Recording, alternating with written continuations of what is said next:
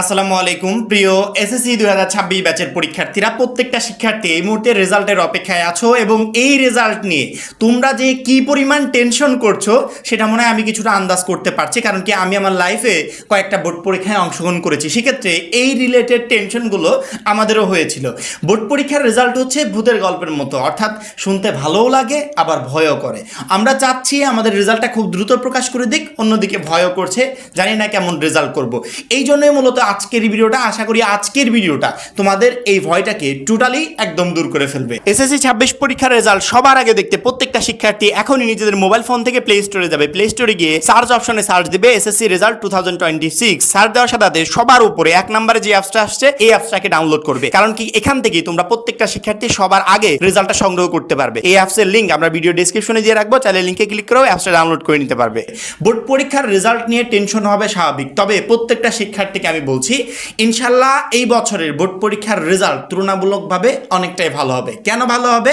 কারণ কি এই বছর অনেকটা স্বচ্ছ প্রক্রিয়ার মাধ্যমে খাতা দেখা হয়েছে। সেক্ষেত্রে যে শিক্ষার্থীটা ভালো রেজাল্ট করার আসলেই যোগ্য সে ভালো রেজাল্ট করবে। আমরা প্রতি বছর দেখি যে একটা শিক্ষার্থী সবগুলো সাবজেক্টে এ প্লাস পেয়েছে, একটা সাবজেক্টে ফেল করেছে, এরকম রেজাল্ট আসে। একটা শিক্ষার্থী এ প্লাস পাওয়ার যোগ্য, অথচ সে এ প্লাস না পেয়ে গেছে এ মাইনাস। পরবর্তী তাকে আন্দোলনে নামতে হচ্ছে যে আমি তো এরকম রেজাল্ট করার যোগ্য না, এরকম রেজাল্ট আমি কেন করলাম।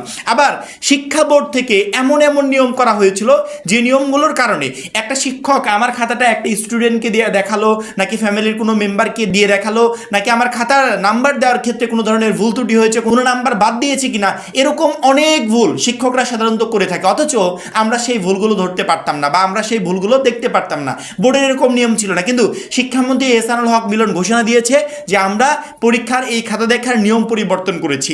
সেক্ষেত্রে একটা শিক্ষার্থী যদি বোর্ড চ্যালেঞ্জের আবেদন করে, শুধুমাত্র তার খাতার ওই উপরের নাম্বারগুলো চেক করা হবে না, এখন থেকে ভিতরের নাম্বারটাও চেক করা হবে, যেটা আমাদের জন্য বড় রকমের একটা সুখবর।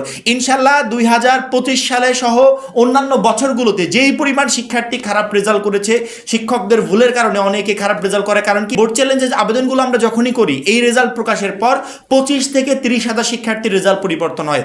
এমন অহরহ শিক্ষার্থী আছে যারা পরীক্ষায় ফেল করে, পরবর্তীতে ফেল থেকে পাস করে।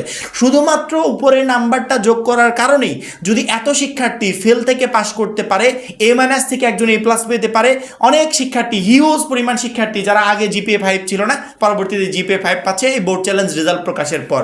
সেক্ষেত্রে উপরেই যদি এত পরিমাণ ভুল থাকে, তাহলে যদি খাতার ভিতর চেক করা হয় তাহলে কি পরিমাণ ভুল ধরা পড়বে জাস্ট একটু কল্পনা করে দেখো।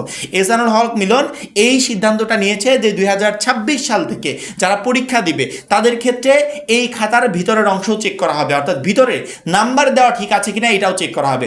যদি এইটা চেক করা হয় এবং এরকম অ্যানাউন্সমেন্ট শিক্ষকদের দিয়ে থাকে, তাহলে প্রত্যেকটা শিক্ষক নিজেরা অ্যালার্ট থেকে তার পরবর্তীতে খাতা দেখবে। এখন আর এই সুযোগ নাই যে এই খাতা অন্য কাউকে দিয়ে দেখাবে। সেক্ষেত্রে আমরা একটা স্বচ্ছ প্রক্রিয়ার মাধ্যমে আমরা আমাদের রেজাল্টটা পেতে চলেছি, যে রেজাল্টে ইনশাল্লাহ হিউজ পরিমাণ শিক্ষার্থী ভালো করবে। অনেক শিক্ষার্থী বলো না যে এই বছরে গ্রেস মার্ক নাই, শিক্ষকরা নাম্বার বাড়িয়ে দিবে না, এইটা ওইটাই কারণে অনেক শিক্ষার্থী খারাপ রেজাল্ট করবে।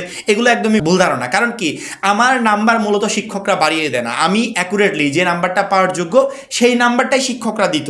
শুধুমাত্র এই শিক্ষকরা আমার খাতাটা মানে অযোগ্য কাউকে দিয়ে দেখাতো। যেমন বাড়িতে একটা ছেলে আছে তাকে দিয়ে দেখাচ্ছে, একজন ক্লাস 10-এর শিক্ষার্থী তার কতটুকু অভিজ্ঞতা আছে একটা বোর্ড পরীক্ষার খাতা দেখার, তাকে দিয়ে দেখাচ্ছে।